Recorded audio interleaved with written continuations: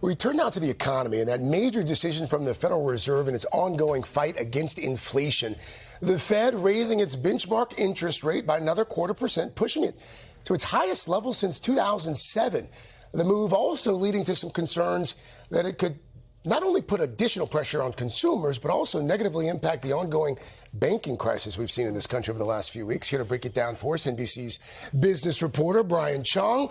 Welcome back. So simplify it for us. What does that, and by the way, we should recognize you called it yesterday. You said it was going to be a 0.25 point. It was. So what does that mean for consumers, perhaps short-term and long-term? Yeah, and to be fair, the Federal Reserve tries to telegraph all this ahead of time just so that consumers and also businesses are aware of what they're doing. Interest rates are going higher because of the battle with inflation. Prices are still really high at the store. We're all experiencing that. So they raise interest rates to make borrowers essentially pull back a little bit from spending. And as they do so, hopefully incentivize these companies to lower their prices to meet them somewhere in the middle. So hopefully that takes inflation down. But the challenge is that one of the dominoes to fall that led to Silicon Valley Bank's collapse was higher interest rates, which is the reason why the Federal Reserve didn't go by a larger interest rate hike. There was some chatter a few weeks ago that maybe they would go by 0.5 point, but instead they went with a 0.25 point to kind of slice through the middle. Raise interest rates enough to take care of inflation, but not so high that you're going to potentially break another bank. Well, so we're hearing now there could be another rate hike coming later this year. I don't know if that's correct. And if the Fed keeps raising rates, what are the chances of us finally reaching a recession? Yeah, well, each of these meetings is usually 6 to 7 weeks between each other, so anything could happen in that time, right? We certainly didn't know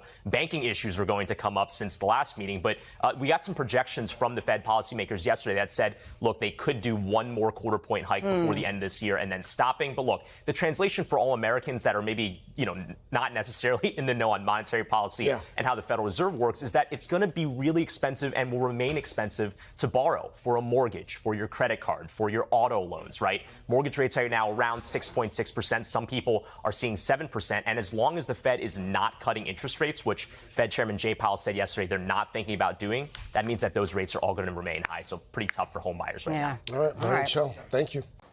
Hey, thanks for watching. Don't miss the Today Show every weekday at 11 a.m. Eastern, 8 Pacific on our streaming channel, Today All Day. To watch, head to today.com/allday or click the link right here.